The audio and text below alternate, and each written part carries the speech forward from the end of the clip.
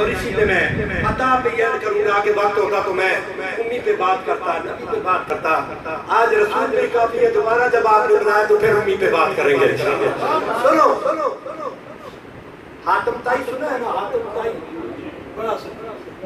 بڑا سفیدہ علامہ اسماعیل کی تفسیر روح البیان کے اندر یہاں تک لکھتے ہیں کہ معراج کی رات حضور جب گئے تو حضور نے دیکھا کہ ایک بندہ ہے جہنم میں پڑا ہے، لیکن اسے جہنم کی آگ جلاتی نہیں ہے، جہنم میں پر اسے جہنم کی آگ جلاتی نہیں۔ میرے آقا فرماتے ہیں، میں نے جبریل سے پوچھا یہ عجیب بات ہے، جہنم میں پڑا ہے آگ جلاتی نہیں۔ عرض کرتا ہے حضور یہ آدم طائی ہے، تھا کافر، کفر کی وجہ سے جہنم میں گیا، لیکن سخی اتنا تھا کہ رب نے آگ کو منع کر دیا، اسے جلانا نہیں۔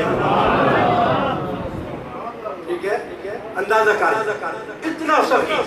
ایک دفعہ ایسا ہوا، اس کا پوتا یا پڑ پوتا کھڑا ہے، تعریفیں کر رہے ہیں اپنے پردادے کی، میرا پردادا حاتم طائی اتنا سخی تھا، اتنا سخی تھا، فلاں تھا۔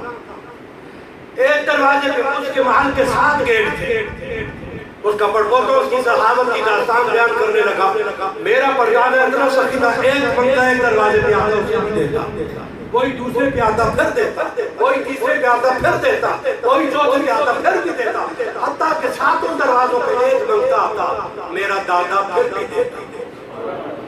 وہ یہ باتیں کر رہا تھا، اتنے میں شاہ سوار کربلا، میرے نبی کے دل کا چین، امام کربلا سیدنا امام حسین علیہ السلام، آپ تشریف لے آئے، آپ کھڑے ہو کر سننے لگے۔ جب اس کی بات پوری ہوگی، آپ نے فرمایا تیری بات پوری ہوگی؟ اس نے کہا جی ہوگی۔ آپ نے کہا مجھے تو تیری بات کوئی سمجھ نہیں آئی۔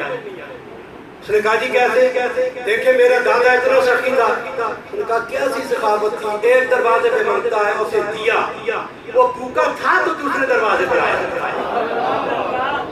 پھر تیرے دادے نے دیا، پھر بھی بھوکا تھا تو تیسرے پہ آیا، پھر تیرے دادے نے دیا، پھر بھی بھوکا تھا تو چوتھے پہ آیا۔ کہنے لگا جی بات تو یہ ہے۔ آپ نے کہا پھر میں تجھے ایک ایسا دروازہ بتاؤں جو اس دروازے پہ ایک بار آ جائے پھر اسے دوسرے دروازے پہ جانے کی ضرورت نہیں رہتی۔